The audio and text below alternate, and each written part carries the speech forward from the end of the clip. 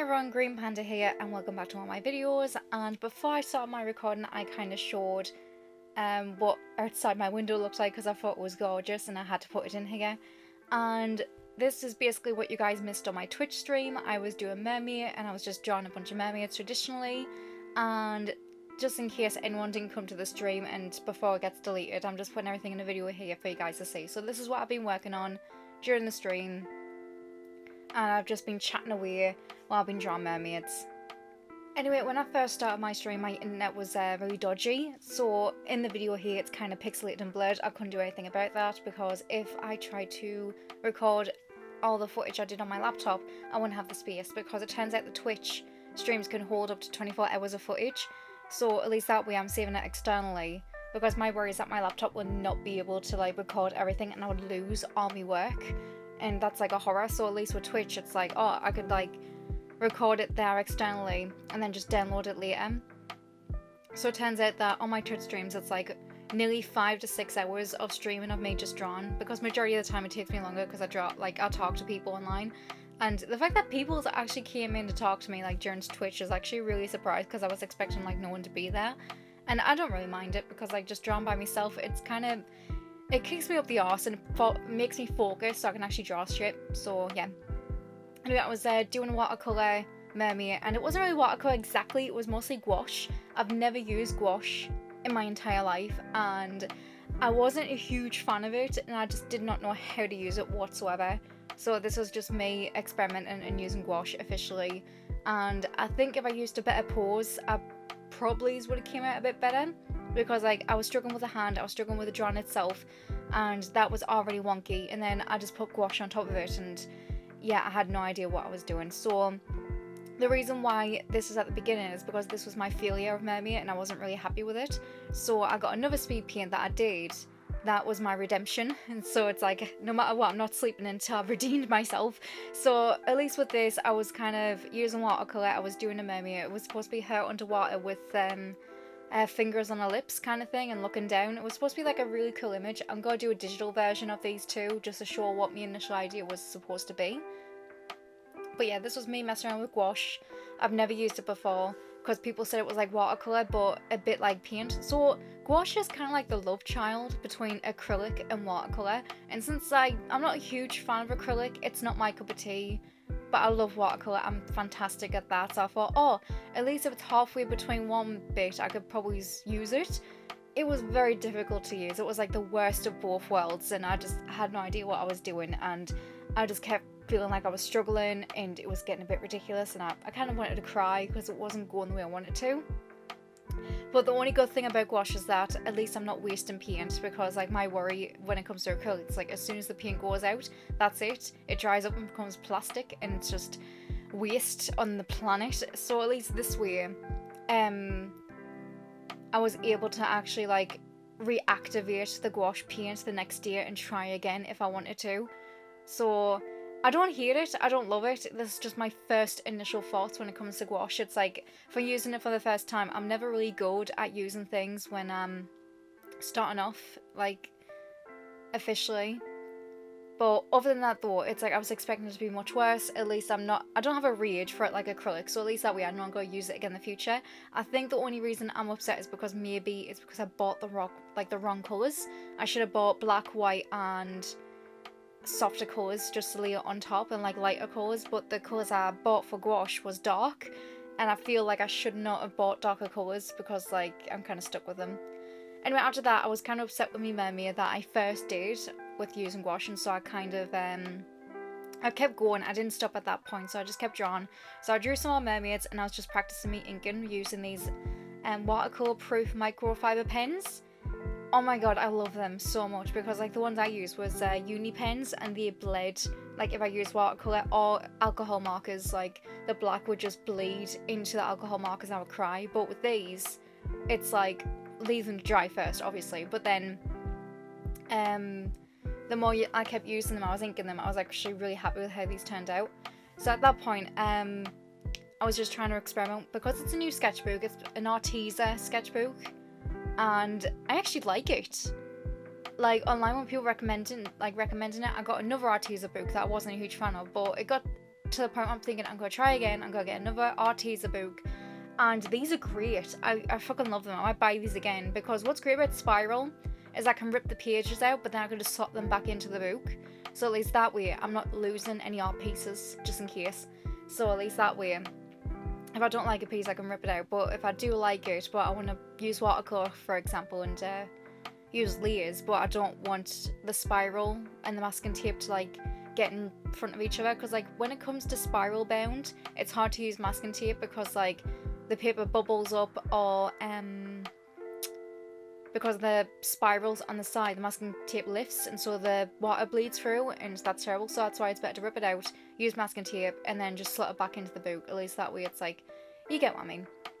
So yeah, I was just pretty much experimenting with Mermay, and I was really happy with it. I was inspired by another artist online. She does the Disney princess ones on Instagram, where she does both watercolor and markers, and I think her stuff is so neat.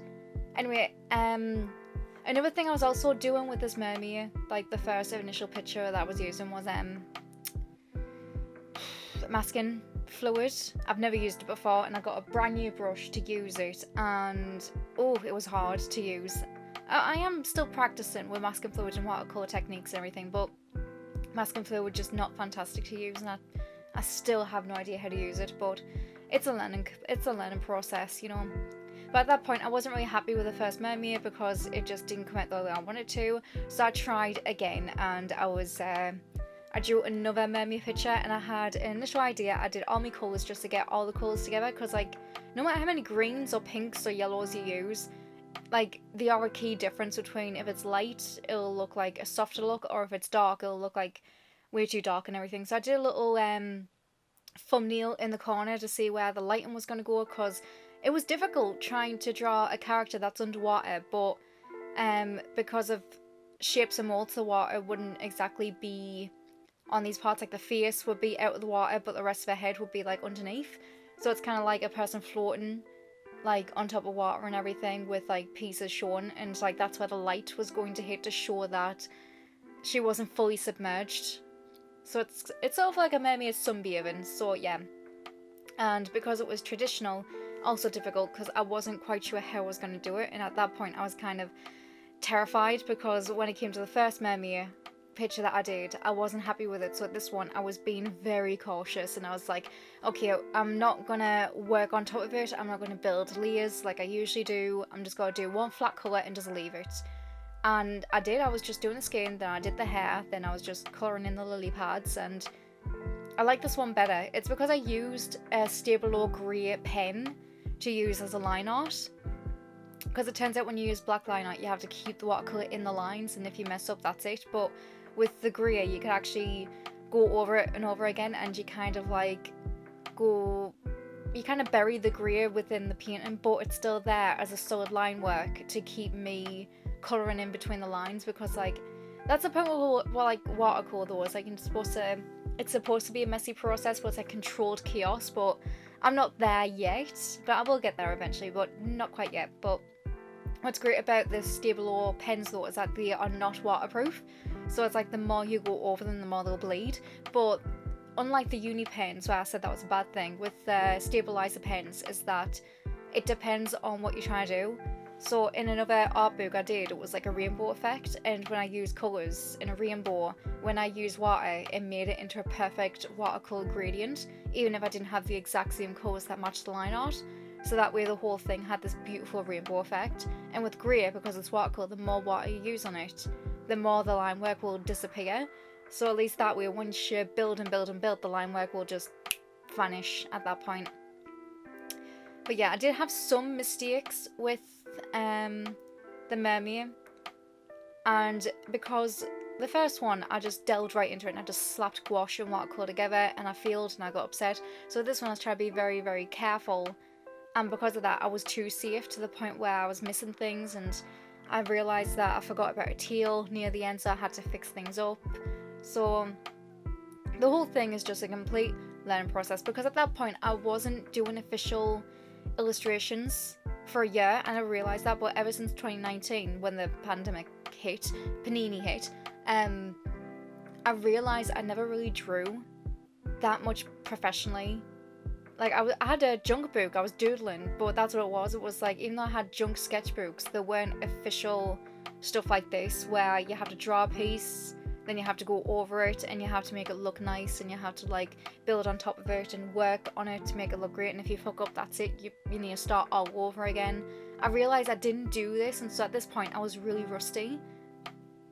And I didn't realize how bad it was, because like, to me, in my head, I was drawn, but it wasn't until I actually started this new Arteza book that I was thinking, I haven't been drawn, I've just been messing around. And yeah, and for some reason in my Twitch stream, I think I might have came across as really self-deprecating, and people was like, no, you're really good, like, ah, and I was just sitting there thinking, that's something terrible, because I'm in Britain, and deprecating is literally our humour. Like, we're all a bunch of nihilistic arseholes, and our mantras, keep calm, carry on, like, come on.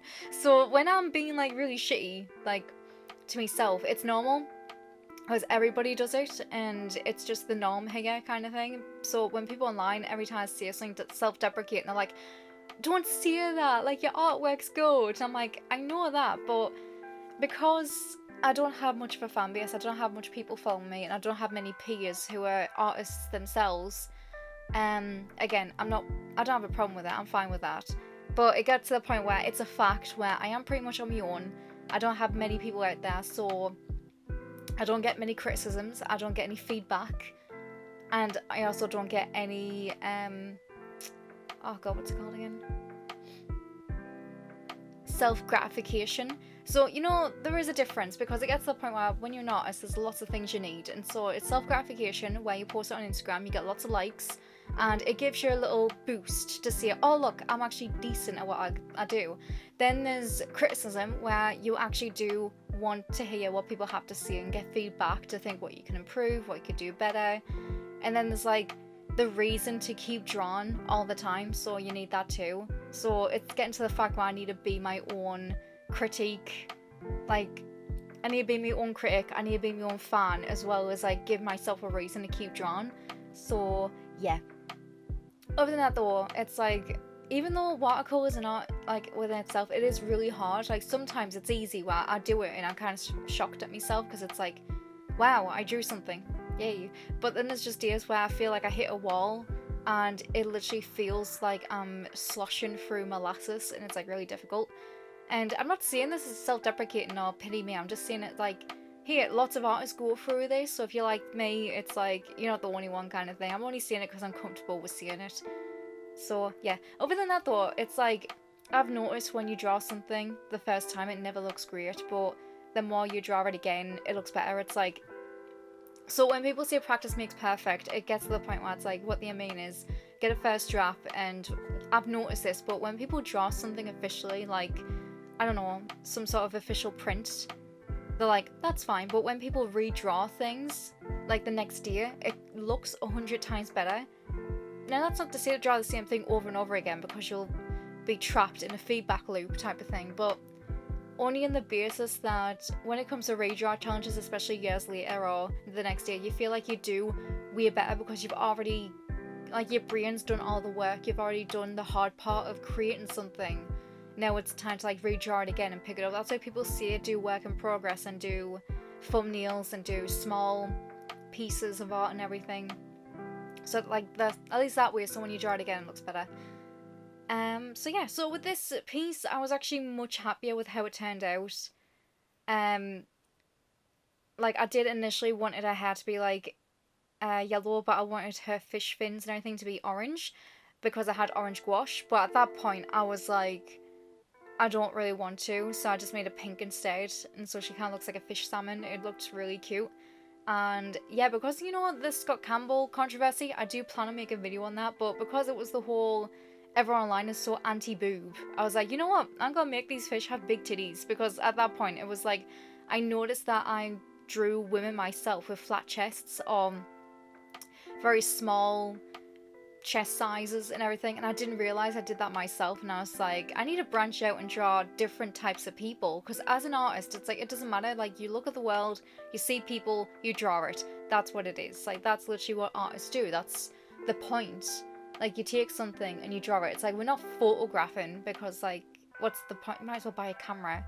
but we're not gonna take something and change it into something else just because of someone's personal beliefs. It's like, art isn't supposed to, you know, be a comfort to many people. It's a conversation starter, you know?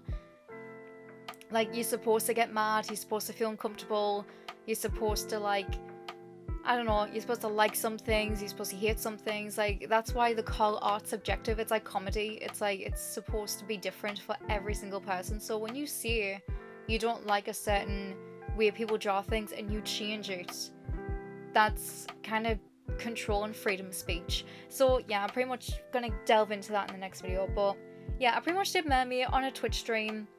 Now that I've got me new camera, starting to do more traditional Twitch streams, so there'll be times where I do digital art and I can just talk to people. Sometimes I don't talk, I listen to music, and if that's the case, like if anyone ever does want to join in on like a Twitch stream, just so you know, it's like sometimes I do talk, sometimes I don't, but if I am going to play music, you can message in the chat and like do art, like music requests, and I'll just play anything, because it doesn't, I don't really care about copyright and whatever. So I'm not really bothered.